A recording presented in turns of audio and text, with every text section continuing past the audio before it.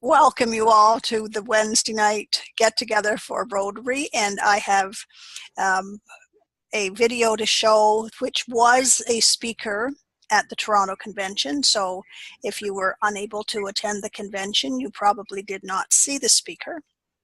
But the topic is water and sanitation, and I think you'll find the speaker very interesting. So if there's nothing else at the moment, we can just go right into the video and we can discuss it a little bit later. Okay. How long does it take you to brush your teeth? Well, you have to start by brushing the front of your teeth. You go to the sides, and then you struggle sometimes with those teeth towards the end, right? And you just can't help but think about that piece of meat that's stuck in between your teeth. Then you have to clean your tongue, even though sometimes we forget about our tongue. And then you're there, rinsing your mouth. Sometimes we may even get the urge to play with water inside our mouth, but it feels so fresh. Well, during the time that it took you to brush your teeth, a child under 5 died of diarrhea. That's how long it takes. Every 60 seconds, a child dies from a preventable and treatable disease. A significant portion of diarrheal disease can be prevented through safe drinking water and adequate sanitation and hygiene. So what 3 things are essential to your health? Water, sanitation, and hygiene, or what we call WASH. Today, over 3 billion people worldwide are trapped in a cycle of poverty and disease because they lack access to safe and sufficient drinking water, basic sanitation, and hygiene. Having access to WASH is essential to living a life in dignity and upholding human rights. Yet over 3 billion people still do not have these fundamental rights. That it's half of humanity. That it's 1 out of every 2 of you. But it is even more alarming. Sometimes we forget that most of the water that we have in the planet is salt water. Out of all the water in the world, less than 3% is fresh water. And of that fresh water, 68.9 is frozen in glaciers, 30.8 is underneath the earth as groundwater, and only 0.3 is readily available. And this very tiny portion is not always that fresh.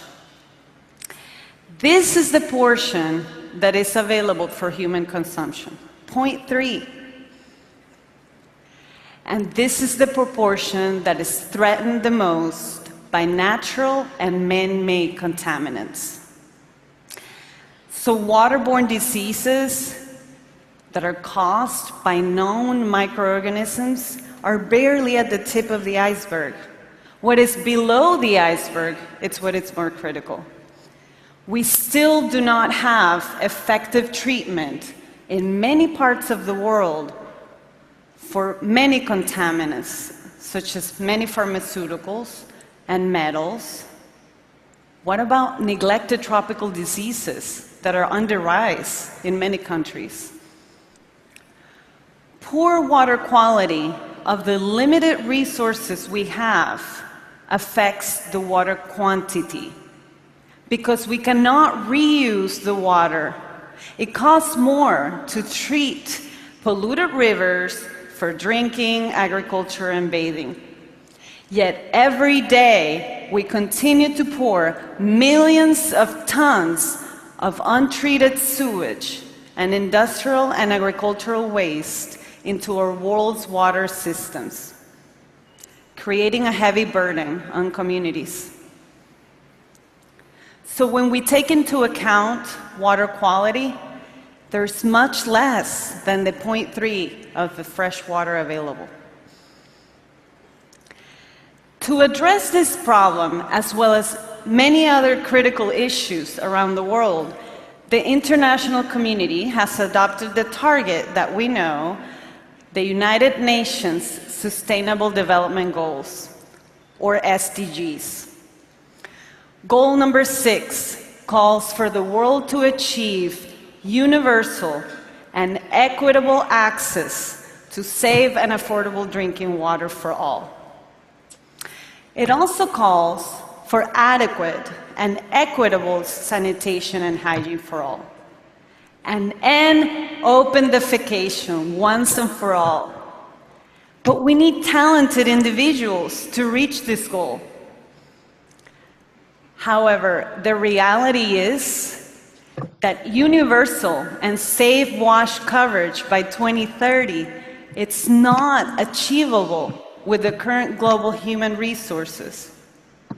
We need more people.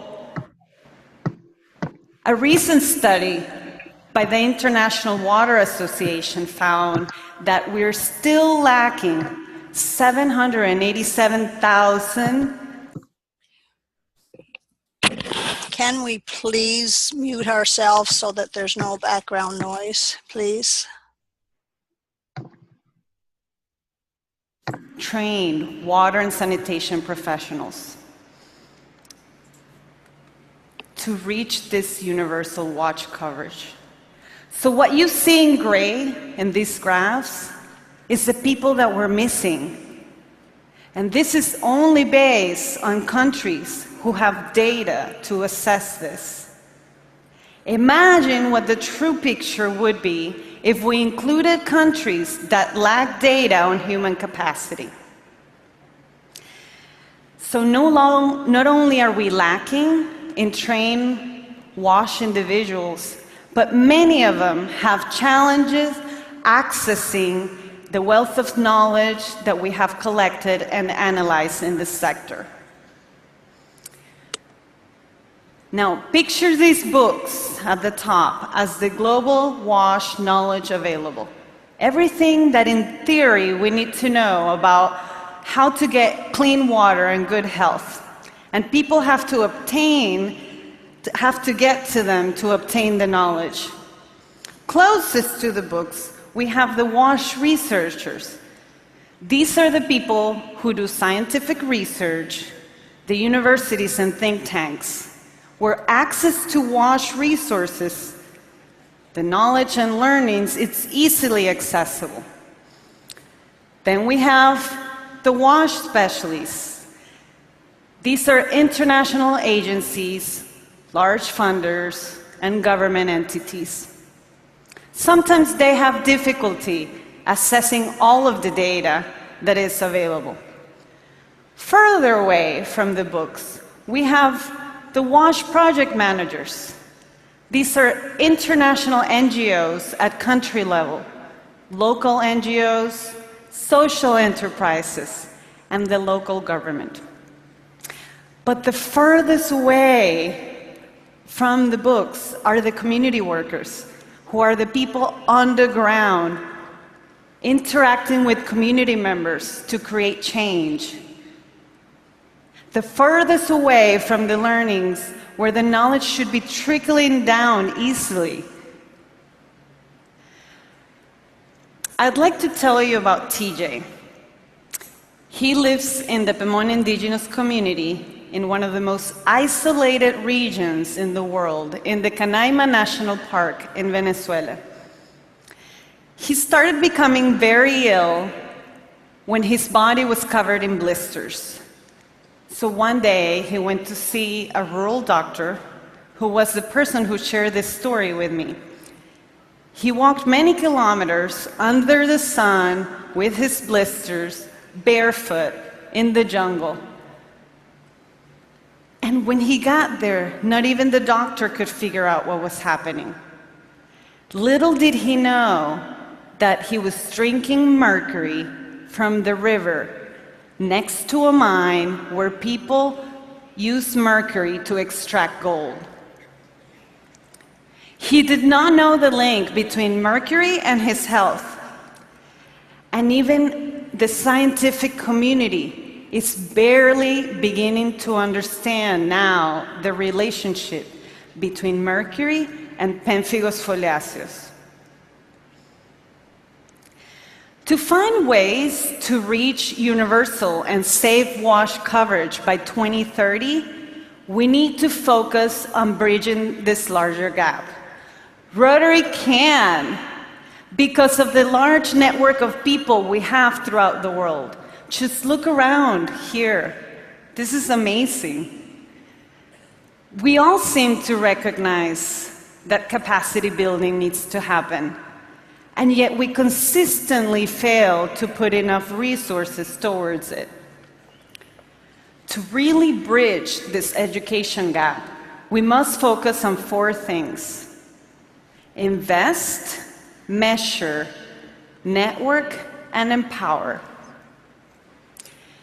First, we have to keep investing in WASH education, particularly in developing countries, in 2 ways.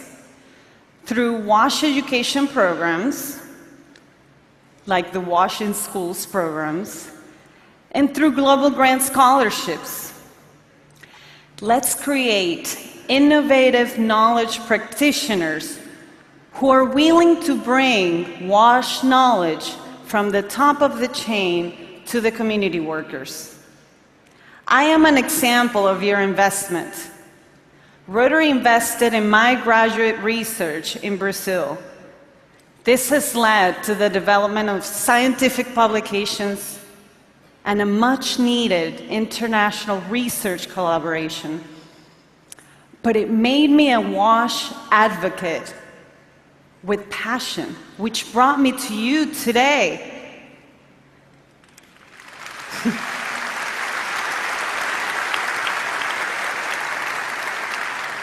It made me passionate about working in WASH education to lessen this gap. I'd like to tell you now about Pius, the man in the center of this picture.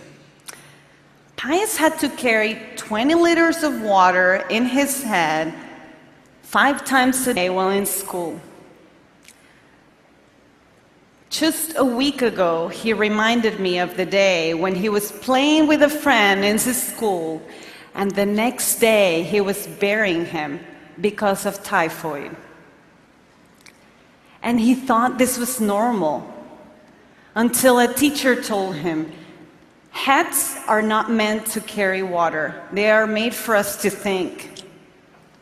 Many years later, he became the project manager of a WASH in Schools program, where he spent countless of hours talking to the children about washing their hands. This is the hardest part of education, the behavioral changes. The children now want to be like him because they associate him with health.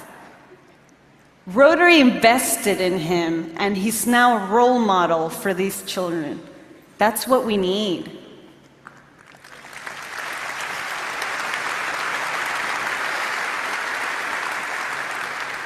Dedicating time to others has infinite value. The man in this picture is called Francis. Francis also fetched water when he was young. He would wake up every day and walk 1 kilometer to a swamp to fill his clay pot.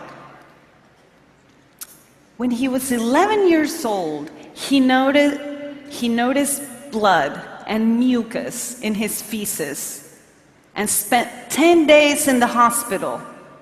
He had dysentery, and he thought this was normal.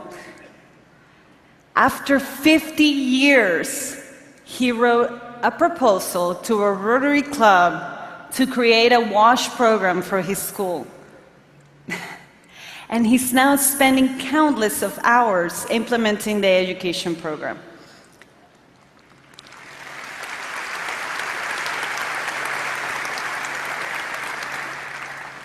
And this is not only in the school that he attended, but in 30 schools in his community. This is the power of dedicating time to others.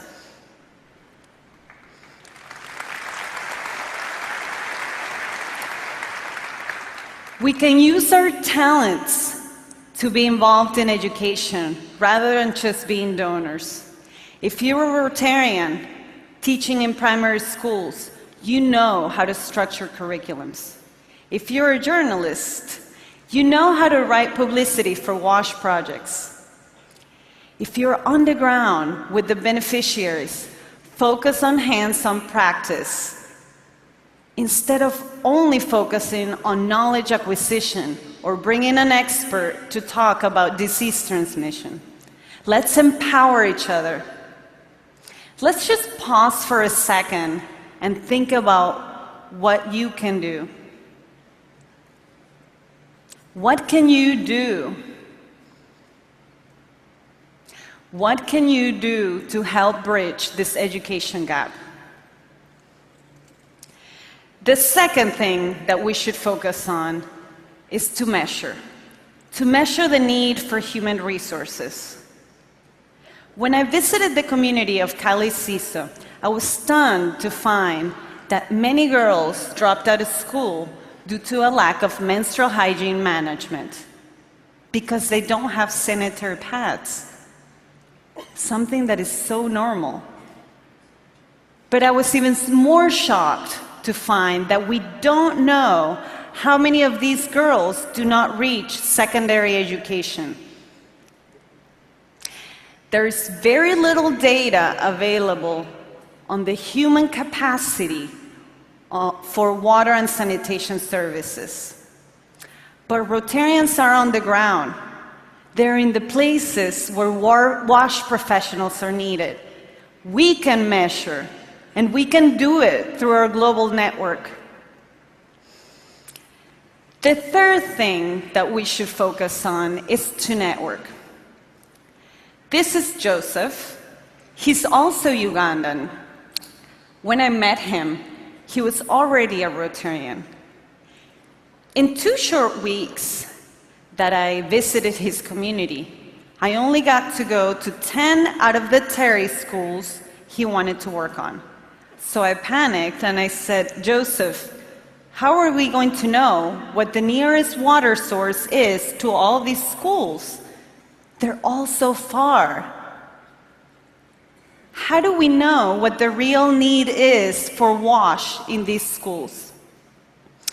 It turned out that Joseph also worked for the Ministry of Water and the Environment in Uganda. He connected the program with district health inspectors who had all of this data. He connected the program with multiple Rotary clubs in the country. He also connected the program with a university, getting volunteers to help gather even more data in schools around the district.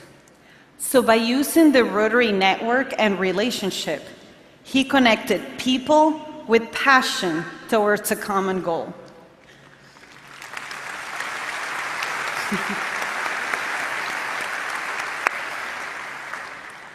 The fourth and most powerful thing we should focus on is to empower.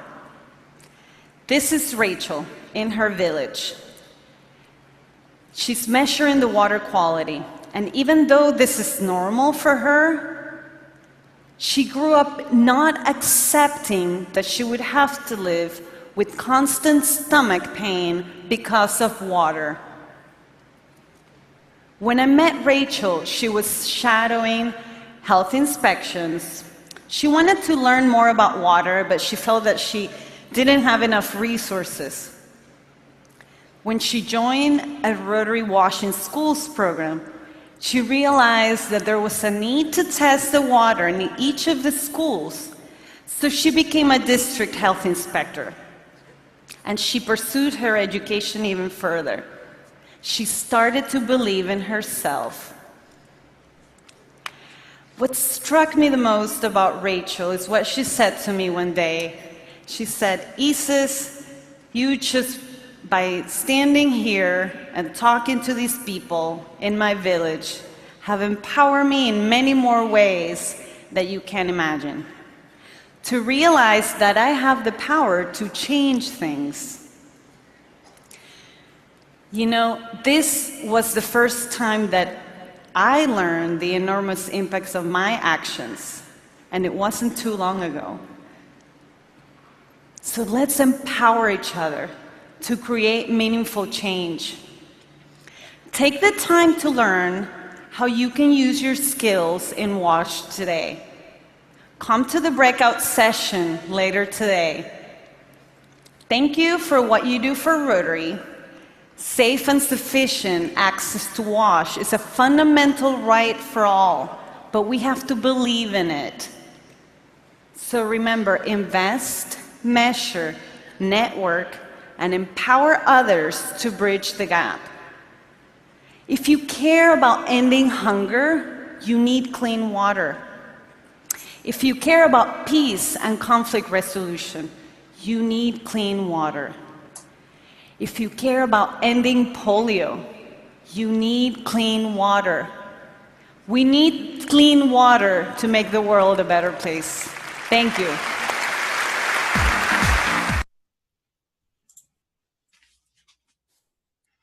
Yay. And the message is we need clean water. And the United Nations goal is by 2030, and Rotary is adopting that same goal with Haiti. So that's very interesting. You know, you move into different levels of all of this. There are people in communities that have to walk 5 miles and come back with a bucket of water on their head. South Florida and Florida is full of water all over the place. We are so water conscious that we have divided Florida up into different water control areas. And we have governing bodies and governing boards for those areas. And they essentially set the rules for how you can use the water and when you can use the water, and if you can put stuff on your lawn to make it greener, and when you can and when you can't, you know. And it's really very encouraging. But it is so much under pressure. There's over 20 million people in Florida. Wow. And they're all drawing from the same water. It's all groundwater. And it's all one big carbonate sponge. That's exactly right. You know, so very interesting. You know, I pay for water and sewer by the month, and it takes care of all of that. Everybody else does too. It's not cheap. It's $600 or $700 a year for my water and sewer, you know, that I used to catch in the Virgin Islands for free because it was rainwater. Well, it wasn't for free because I had to maintain it. Sure, yeah. And then I had just simply dumped the waste into a septic tank. Well, there's septic tanks here too, but they are highly regulated, you know, because they're putting them into groundwater. In the Virgin Islands, we didn't have any groundwater, you know, it was all caught water.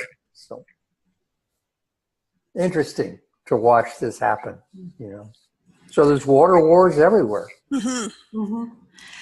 But when you realize that you need water, there has to be some regulation to it and action taken to protect it. So very interesting. It was kind of interesting that she talked a lot about, oh, we need to provide water, we need to provide water. The whole water and sanitation thing, there's a whole nother element of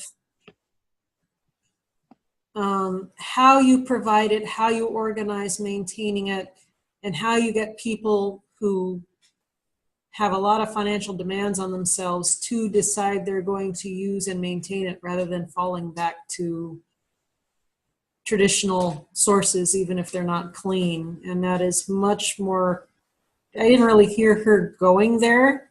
I think she was trying to raise people's desire for the vast and boundless sea on that speech. But I know with the Haiti Water Project, one of the things that I've got in mind and that I know Neil has in mind is that it's a lot more complicated than just we'll decide to put our priority onto providing water somehow. It's, especially if you want to get anywhere close to universal coverage, it gets much more complicated, which I'm sure the Neil knows how to address. Yep, you need a government or a governing body of some kind. Sure, yeah. Well, you also need to be paying attention to water from the point of view of the users, or else it's one place where you can really pour a lot of money down holes, literally, and accomplish nothing, because what you were doing really wasn't what people were interested in the first place, no matter how much you think they should be. I mean, if motivation could be completely external, the cholera epidemic in Haiti would ensure that everybody in Haiti is going to use a clean source of water. And surprisingly, that didn't happen near to the extent we would have thought. So it just gets more complicated. Yeah.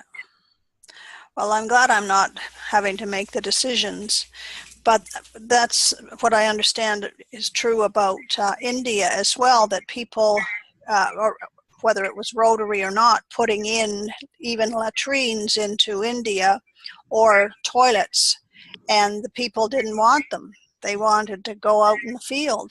So whether they had a toilet or not wasn't the reason that they were defecating in the fields. Same in Haiti, and there's some very specific reasons why the idea of any kind of pit latrine is not as appealing as open defecation. And some of those reasons are not bad reasons. There's definitely some trade-offs. Potable water is a little different because people know that they need it, but there's a lot more going in than just, oh, you should have clean water and then automatically you will want it. Yeah. It's still a good project that we're doing. It's still good that the lady in this video is consciousness raising, just for people to get it on their radar. Mm-hmm. But as a 20-year veteran of trying to provide that water and sanitation. But what you were saying about India and other places, the toilet is not building a toilet and giving them, because I have seen it in many parts of Africa and Ethiopia. Yeah. When you don't have a running water, when you don't have the proper pipes, to have inside a house a toilet and not to be able, because the flushing doesn't work, the plumbing doesn't work, then you get into more problems inside your house rather than the plumbing, is the water availability. Sometimes there are times there is no water, even in the cities, that you don't have water for 3-4 days. Well, I think also it's the maintenance and the sustainability of any project.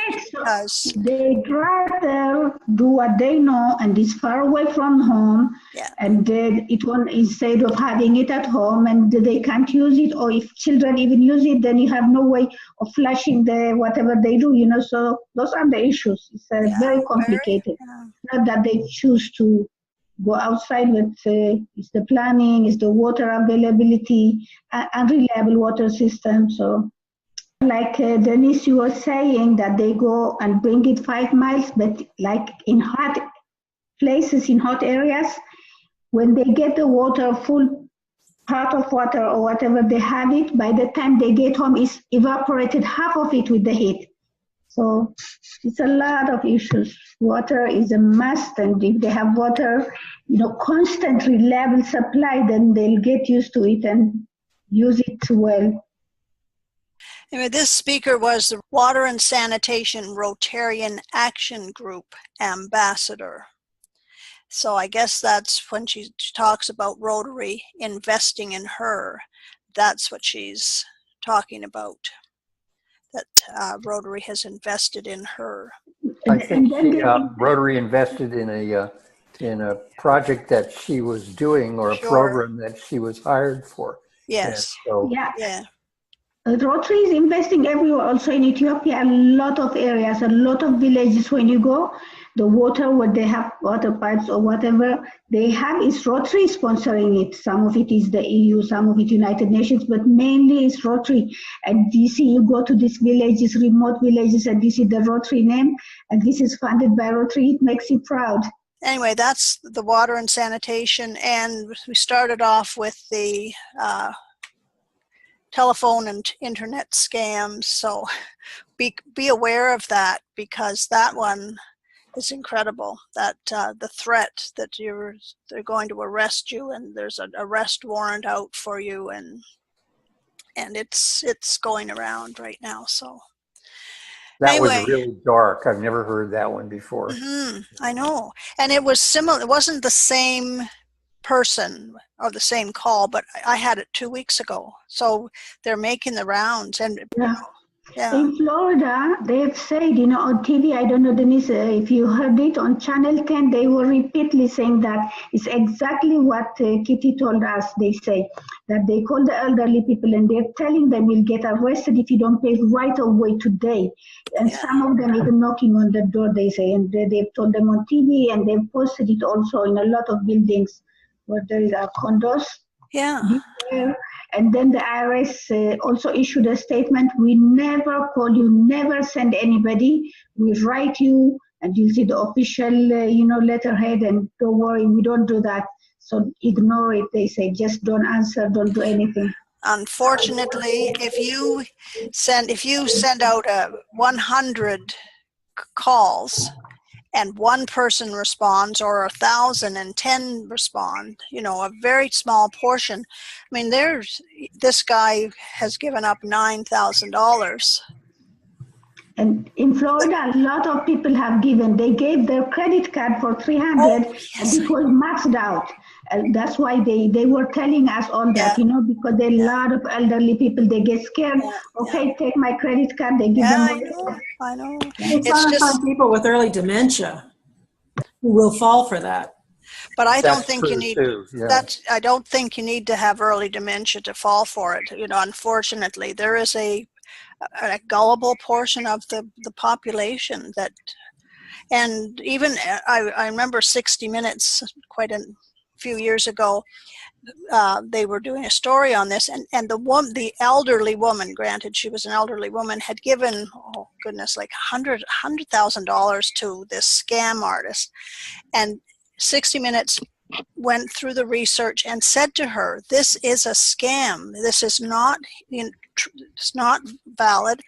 And she continued to send money regardless. It was just unbelievable. And then 60 Minutes got involved with the guy and interviewed him, and I think he was arrested. but these guys, and again, I think it's the fact that if they didn't have these little burner phones, if those burner phones were illegal, you would have a lot less of the opportunity to scam people. Very interesting. Anyway, that's my program for this evening. So I normally look those things up in white pages. I'll just accrue a bunch of them and I'll write down the numbers. And I have a program called White Pages, and it's a search program. Yeah. And they're all over the place, Mainly, every once in a while, I'll call one of the numbers back. And I'll get this number is no longer in service. Yeah. I'll get there is no record of this number. I mean, all sorts of things. So there's all kinds of ways that they do this. It doesn't necessarily even matter that they have a little scam phone or a throwaway phone. They can do it by co-opting real numbers. Anyway, listen, thank you very much for taking the time out. I'm going to ask who would like to lead the four-way test, or should I? Wayne would. Wayne, go ahead. Unmute yourself, Wayne. Yes. Okay. Please repeat after me the things we say and do as Rotarians. Is it the truth? Is it the truth?